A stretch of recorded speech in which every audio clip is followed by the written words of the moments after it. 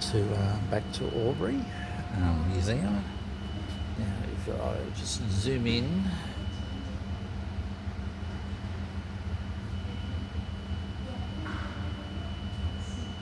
just give you some idea what it's all about.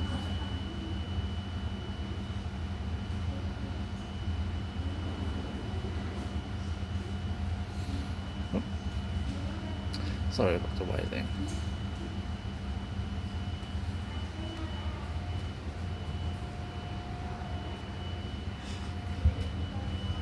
Flintstones, Dorothy the dinosaur.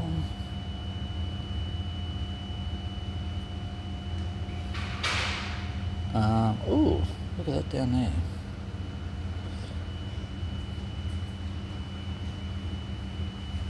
Recognise those characters there. I certainly do. And I think Brian only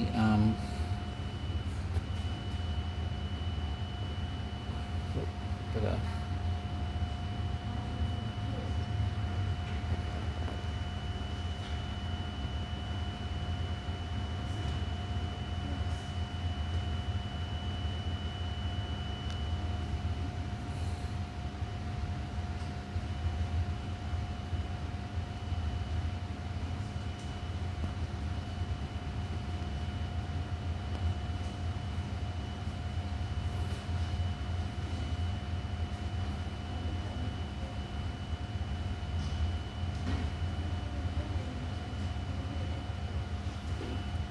The Wiggles, or the what I call them, the Waggies.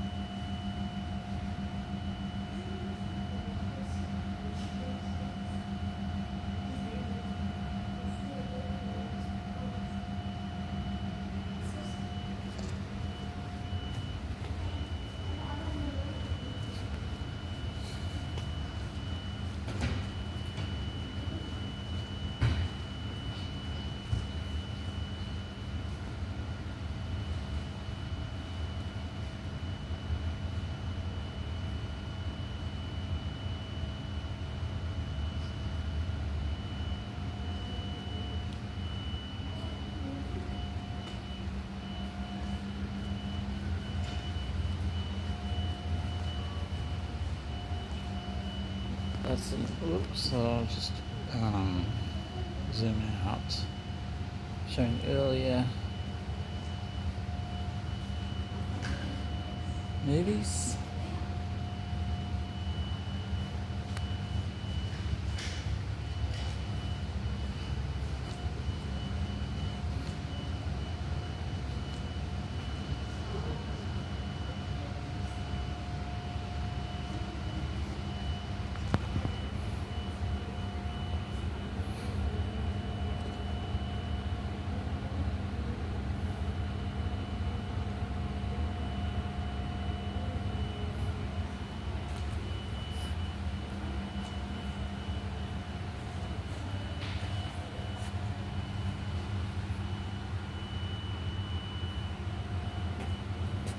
You can see it from here.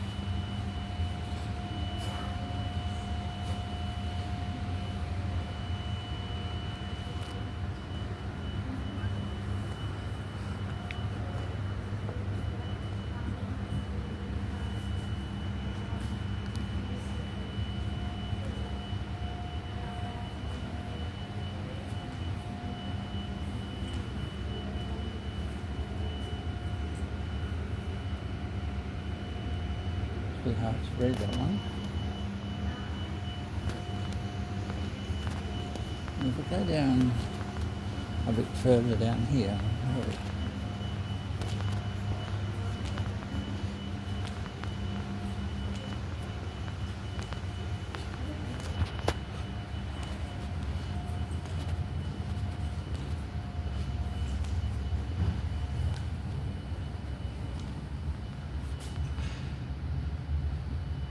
Original culture.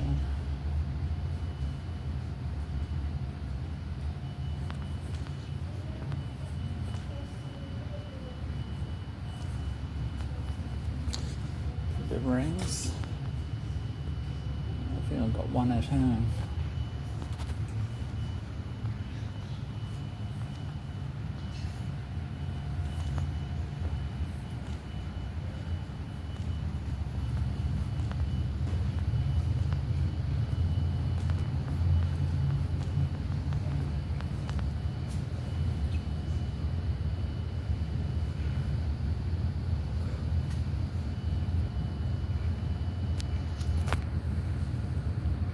This gives you some history. I don't know if you can read that or not. So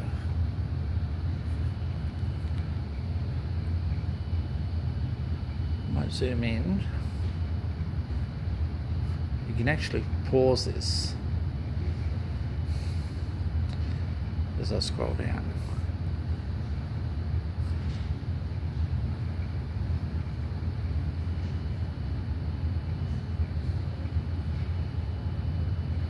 And that's where the Hume Freeway gets its name from. Now, Hovell is a street in Hovell Street is a street in Wodonga, actually. Hume and Hovell.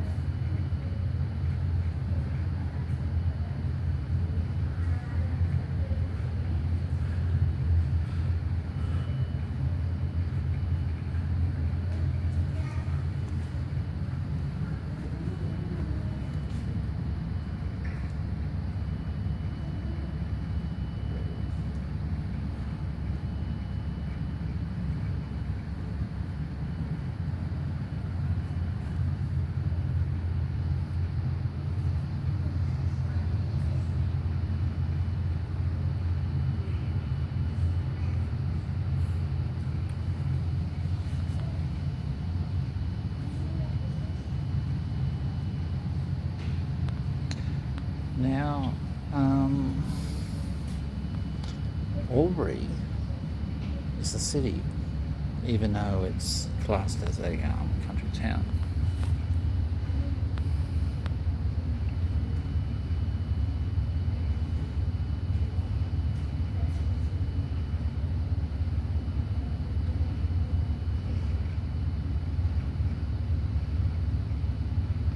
It's a apple tree.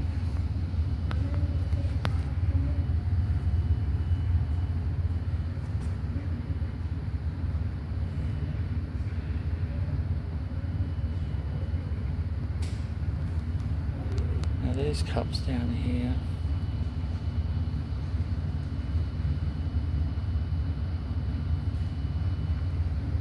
Can't really read what they are. Oh, here we go. Teacup. Okay. There was a mug, a cup and a beaker. Sheet music.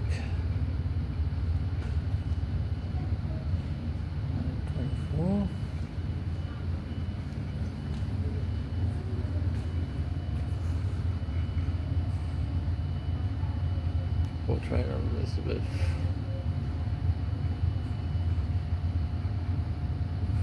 Mitchell. That's over there. Model of Robert Brown's punt.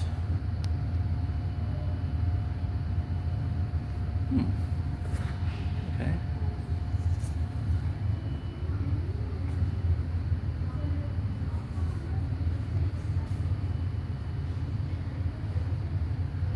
It's calm.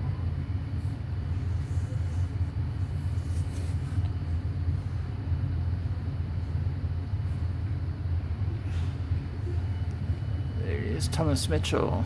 What Thomas Mitchell Drive is named after.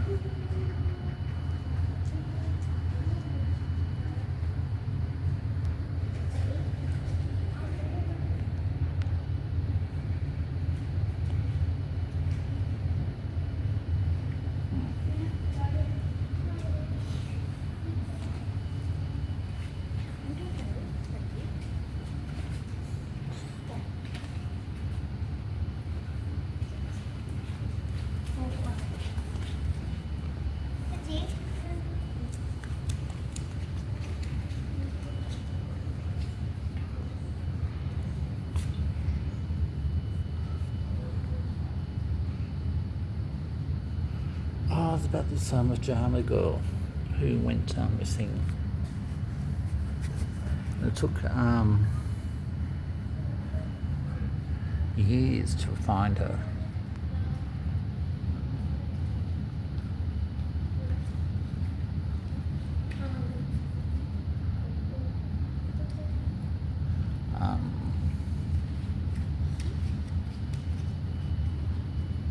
It wasn't until 10 years later, 1934, she was found, and it wasn't until 1944, 10 years later,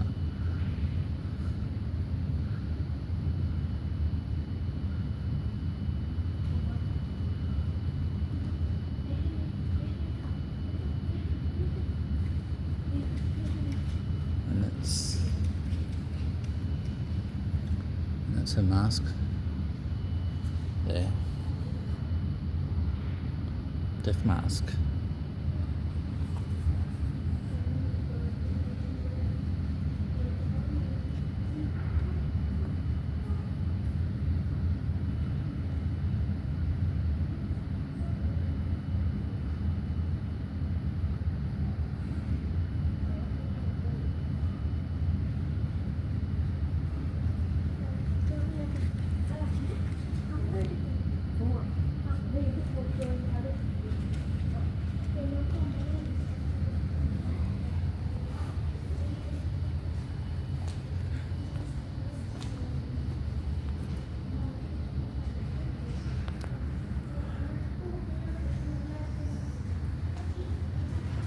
Now, we had an emergency landing here in Albury. The final, I think I'll let you have a good read of this.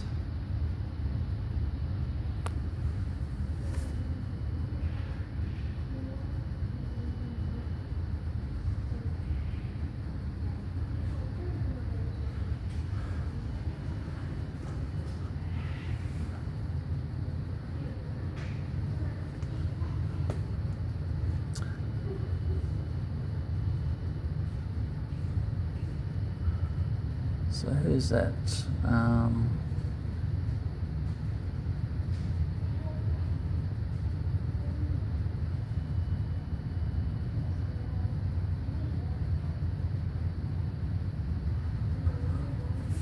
the Prime Minister here.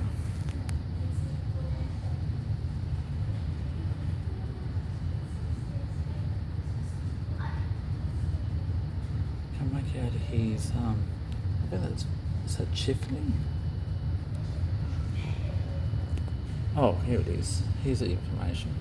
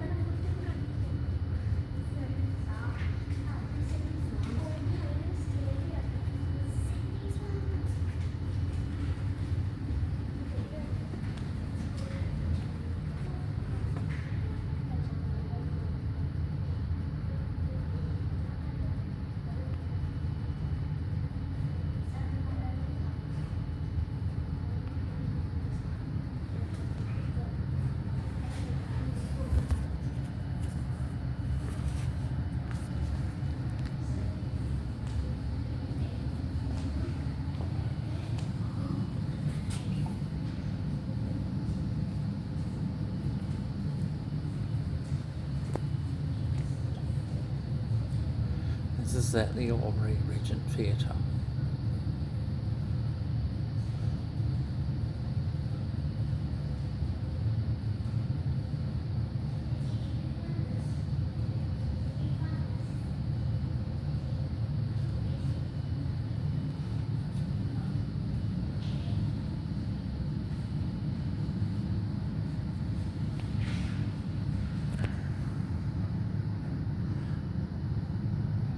That's its original decor there, part of it.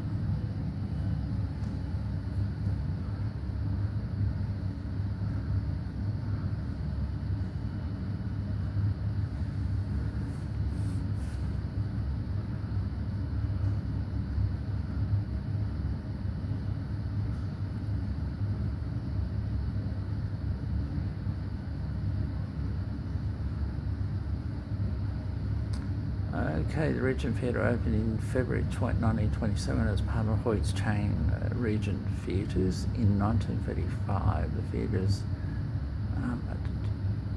architecture specialist George McLeish extended the building and installed audio equipment, making it possible to the screen talking pictures. In 1977, the theatre went under renovations and was redesigned to become a cinema complex. 8 additional cinemas were added in 1995, which is over 31 years ago. So it was 30 years last year. The original 2-level theatre is heritage listed and remains intact in Cinema 1. You would see that in a minute. These are the original blueprints.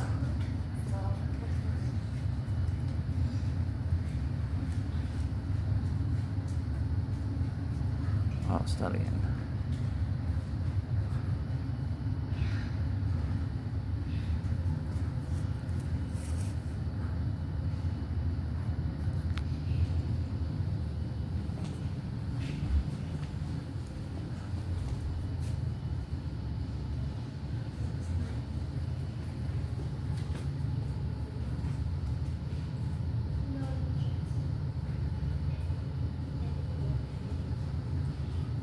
So I'll not touch this one. Okay, here we go.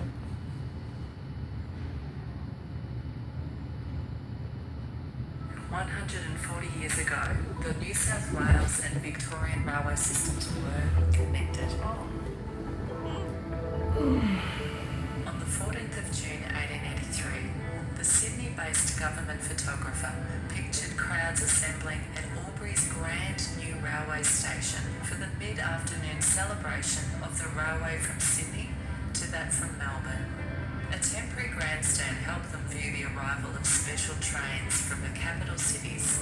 2 sets of governors, premiers, ministers, politicians, bishops, and other distinguished guests. Local government representatives greeted the governors. Local school children sang "God Save the Queen." In the evening, bands led a torchlight procession through Albury streets. Crowds admired the train and new magnificent Albury railway station, the grandest of all the country town stations. These were the trappings of the great technology of the age, symbols of progress which gave the place prestige. A boastful panorama of 1888 showed the new station and the big engine house and parcel office buildings looming large on the eastern edge of Albury. This was not just a locally significant moment, but a nationally significant moment. The story of the railway connection starts in the 1850s, when it was difficult to transport bulky materials by road in the 19th century. In the 1850s, South Australia tapped border district trade, with river steamboats bringing flour, building materials and other goods from Adelaide and taking wool to Adelaide. In the 1860s, Victoria built railways to the Ballarat and Bendigo goldfields, and then continued beyond Bendigo to Echuca. That railway interrupted the river trade South Australia had established with steamboats. It brought supplies up and produce down from not only inland but also southern New South Wales. Victoria hoped a north-east railway to Wodonga would establish another prosperous cross-river link, which would tug not only wool, but also wine to Melbourne. New South Wales was late in countering Victoria's push to pull the trade of the Riverina to Melbourne. Both colonies extended their railways toward the border district, coming almost together in 1881. Almost. Because the Victorian railways were broad gauge and the New South Wales standard gauge. Further railway extensions to the border until the end of the century showed intense colonial rivalry rather than cooperation. After Federation, Victoria extended its rail connections upstream and downstream. New South Wales made a second border connection and the two states agreed to Victoria extending its broad gauge lines across river. About the time South Australian steamships reached Albury and Wodonga, a young backbencher, Henry Parkes, applauded the idea of building a road bridge across the Murray to connect better with gold-rich Victoria, a union bridge. Colonial governors were to voice similar lofty ambitions for a union of the colonies. When the line reached Wodonga in 1873, the governor, Sir George Bowen, made much of the monster railway sheds ready to receive wine and other produce from across the river. Bowen spoke enthusiastically about the iron link of the railway, which would help bring about the iron link of a union of the colonies. His friend, Sir Hercules Robinson, the governor of New South Wales, agreed. In 1876, the two governors met in Albury, which Robinson noted had been dubbed the Federal City. Robinson spoke boldly about how railways would weld together a complete dominion of one Australia. His speech was printed and sold for sixpence a copy. When he was Premier in 1877, Parkes won agreement to extend the New South Wales Railway to Albury. His colony wanted to pull back the wool trade it was losing to Victoria. In 1881, the New South Wales Railway eventually reached Albury. Parkes told the crowd, "The sooner we can unite the two great cities of Australia, the better." Sketch artists from the Sydney Mail reported on the first railway trip all the way from Sydney to Albury, and they noted the hard drinking involved in the celebrating of the occasion, the pomposity of some important visitors, and the particular care which was given to lady passengers. For the next 2 years, Victorian Railways supplied horse-drawn buses to take interstate travellers between Wodonga and Albury. The railways were close, but not yet connected. In 1883, a new temporary wooden bridge was built by Victoria to connect the two railway systems. The junction of railways stretching over 600 kilometres from Sydney and 300 kilometres from Melbourne was a railway achievement. It owed much to Thomas Higginbotham and John Whitton, the two giants of colonial railway engineering. In Victoria, Higginbotham championed the route to Wodonga. In New South Wales, Whitton pushed for the Albury line and was personally involved in the design of the station building and the bridge across the Murray. Never since had such a fuss been made about such a small track of railway line, an almost wholly railway relic. The wheelbarrow used at the turning of the sod of the first railway in Australia was brought to display at Albury to mark this historical achievement. The special ceremony to mark the connection of the two railways was hailed as a telegraphic event. Extra staff at Albury's telegraph office dispatched 28,000 words north and 27,000 words south, celebrating a link between Wodonga and Albury, between Melbourne and Sydney. Metropolitan magazines and newspapers caught the mood of the occasion. Just over 1,000 men were invited to a celebratory banquet. No two men from the same colony sat next to each other at 32 tables each, sitting 30 guests. A rough goods shed was specially illuminated with Edison electric lights and was transformed with artistic taste. New South Wales published a lavish memorial booklet outlining the program, listing the dreamy waltzes and the operative airs played by the visiting Permanent Artillery Band from Sydney, and the speeches of the ceremony. Punch magazine mocked the pomposity of the grand banquet. It observed that 200 turkeys, but no geese, had been sacrificed to feed the influential. Melbourne's Age reported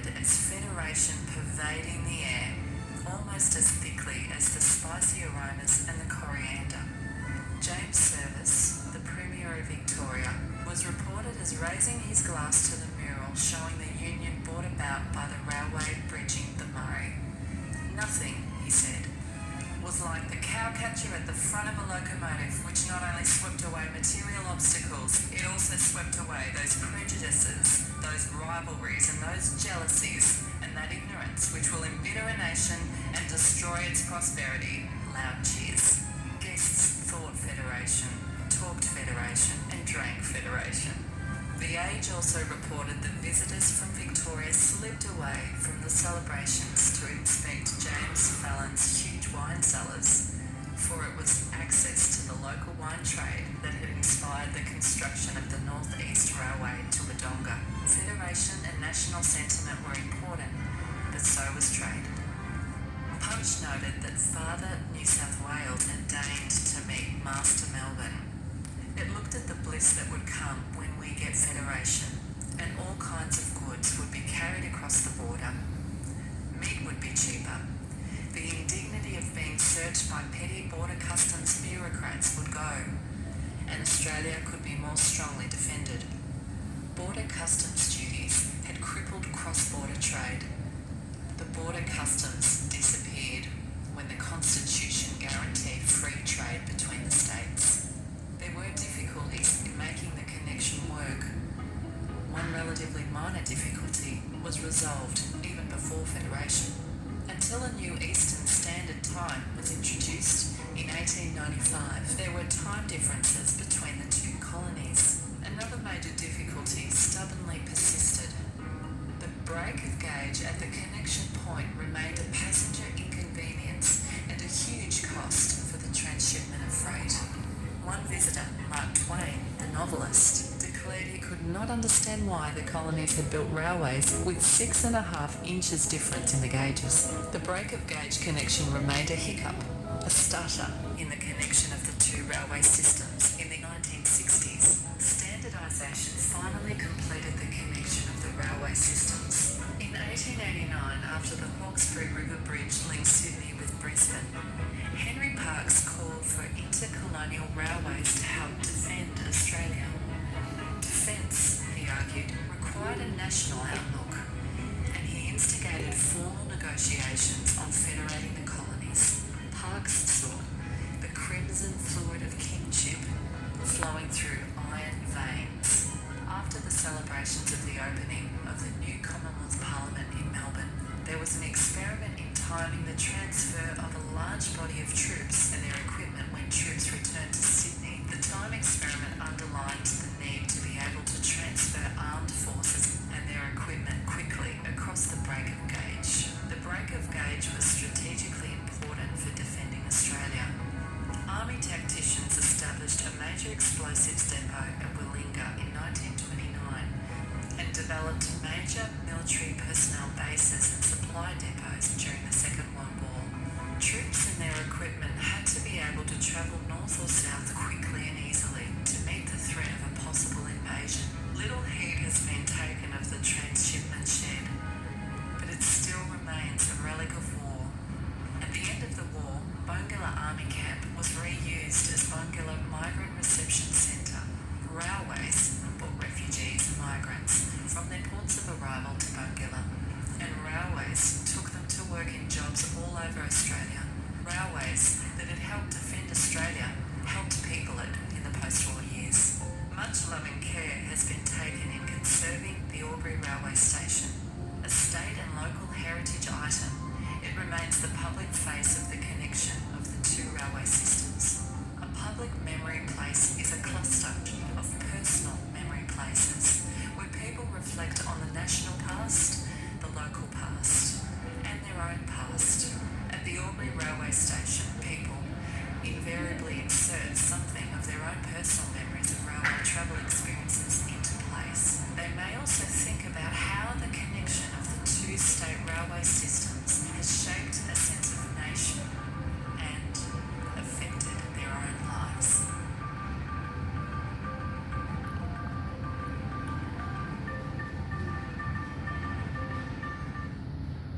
Oh, that was pretty good. That was at 12 minutes. We got There's other ones there. They only go 7 minutes, 15 minutes, but they go for around about 7 minutes to 15. So I better leave that one there. But that's the Regent Cinema we just saw earlier, back in the early days.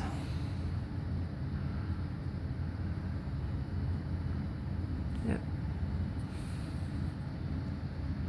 Well, it's coming up to that time again, about 31 minutes, so I hope you enjoyed this exhibition, and I will see you next time. Bye for now.